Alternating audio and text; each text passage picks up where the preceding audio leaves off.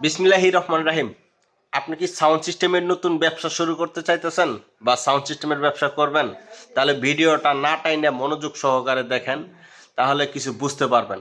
এখনকে বর্তমান সাউন্ড সিস্টেমের ব্যবসার ভিতরে 100%-এর মধ্যে 90% লোক 100%-এর মধ্যে 90% লোক লসের সম্ভাবনা বেশি। মানে লস বলতে মাল কিনে আবার বিক্রি করে দেয়, ব্যবসা বাদ দিয়ে দেয়।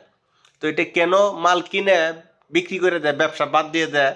এর জন্য আপনারা ভিডিওটা মনোযোগ সহকারে দেখেন, কারণ আমরা তো চিনি কারা কারা ব্যবসা করে, কে কে মাল বিক্রি করে দেয়, কারা আমাদের সাথে যোগাযোগ করে, সব বুঝি আমরা। বাংলাদেশের 64টা জেলা থেকে আমরা মাল সংগ্রহ করি, মানে কিনে বেচা করি।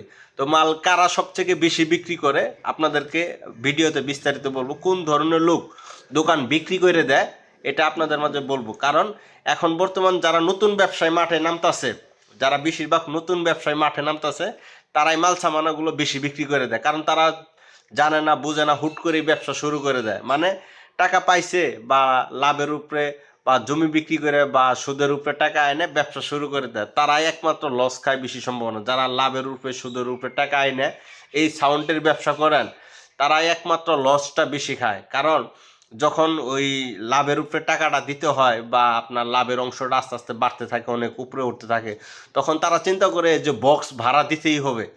সর্বনিম্ন 1,500 টাকা, 1,500 টাকা জোড়া বক্স ভাড়া দেয়। যখন 1,500 টাকা জোড়া বক্স ভাড়া দেয়, তখন রেগুলার বক্স ভাড়া দেওয়ার চেষ্টা করে যে আমার তো কিস্তি আছে, আমার তো লাভের টাকাগুলো দিতে হবে। এই চিন্তা করে তারা মালগুলো রেগুলার ভাড়া দিতেছে 500, 1,000, 500, 1,000। কিন্তু সাউন্ড সিস্টেমের যে ক্ষতিটা হইতেছে বা ক্ষতিটা করতেছে, এটা তারা বুঝতেছে না। যে ব্যবসা আস্তে আস্তে 12টা বাজতেছে, ব্যবসাটা নষ্ট হইতেছে, এটা তারা বুঝে না। তো এক পর্যায়ে যখন লাস্টে আইসা হেরে যখন দেখে যে না, এখন আর বক্স ভাড়া চলতেছে না, মানে বক্সের অবস্থা খুব খারাপ, স্পিকারগুলো কাটতে কাটতে অবস্থা খারাপ হয়ে গেছে, ম্যাগনেট নষ্ট হয়ে গেছে, সেট নষ্ট হয়ে গেছে, যখন আর ভাড়া চলতেছে না, ভাড়া দিতে পারতেছে না, তখন মাল বিক্রি করে দেয়। তখন মাল বিক্রি করে দেয় যে না, তখন মাল বিক্রি করে দেয়, ব্যবসা বাদ দিয়ে দেয়। আরেক ধরনের মাল বিক্রি করে আরেক পর্যায়ে লোক, যারা ব্যবসা বুঝে না, হুট করে ব্যবসা নামার পর অপারেটর মানে অন্য জনের উপরে নির্ভর করে যারা ব্যবসায় আসে, যে আমি তো সাউন্ডের কোনো কাজ বুঝি না, সাউন্ডের কোনো কাজ জানি না, অন্য এক অপারেটরের উপরে বিশ্বাস করে যারা ব্যবসায় আসে, তারাও এই ব্যবসার ভিতরে অনেক বড় ধরনের একটা লস খায় বা ধরা খায়। কারণ ওই যে অপারেটরের উপরে বিশ্বাস করে তারা ব্যবসা শুরু করছে, যে মহাজন সে তো কাজ বুঝে না, একটা বক্স কিভাবে চালাবে, 516-তে দুইটা বক্স কিভাবে চালাবে, 4080-তে দুইটা বক্স কিভাবে চালাবে, এটাও সে বুঝে না। আরেকজন অপারেটর আইনা হারে তারা ব্যবসা করতেছে। যখন অপারেটরটা চলে যায়, যখন আর বক্স ভাড়া না দিতে পারে, তখন তার মাথা নষ্ট হয়ে যায় যে আল্লাহ, এতগুলো টাকার মাল কিনলাম, ব্যবসা তো করতে পারতেছি না, ব্যবসা অপারেটর নাই, সাউন্ড সিস্টেম ভাড়াও দিতে পারতেছি না। এই ধরনের লোকরা আরও বেশি ধরা খায়। আগে অবশ্যই আপনার মাথায় রাখতে হবে যে এই ব্যবসা করতে গেলে আগে আপনার মিনিমাম 3 মাস 6 মাস কাজ শিখতে হবে। যদি আপনি অনেক বড় মহাজনও হন, অনেক বড় টাকা আলাও হন, তারপরেও আপনার কাজ শিখতে হবে, কাজ বুঝতে হবে। কাজ না বুঝে যদি আপনার ব্যবসা শুরু করেন, তাহলে ধরা খাবেন, লস খাবেন। লসের হারটাই বেশি। কারণ আপনি ওই যে অপারেটরের উপর বিশ্বাস করে ব্যবসা শুরু করলেন, অপারেটর চলে গেল, আপনার ব্যবসা শেষ। আপনি কারে দিয়ে ব্যবসা চালাবেন? 10 লাখ 12 লাখ টাকার মাল কিনলেন, সেই মাল অর্ধেক টাকা বিক্রি করে দেওয়া লাগলে অর্ধেক টাকার কমও মাল বিক্রি করা লাগে।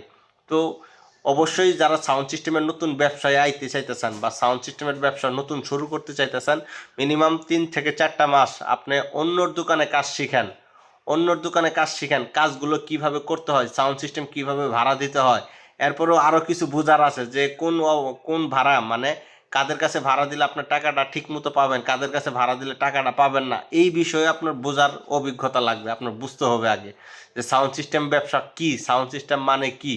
এই জিনিসগুলো শিখা বুঝে তারপরে আপনার এই ব্যবসায় আসতে হবে। আর যারা লস খাইতেছেন, 100%-এর মধ্যে 80% লোক, 90% লোক লস খাইতেছেন এই কারণেই।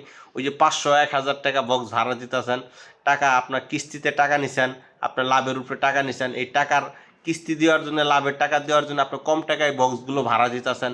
পরবর্তীতে দেখেন যে আপনার আমও গেছে, সালাও গেছে। এই জিনিসগুলা আপনারা খুবই সতর্ক থাকবেন।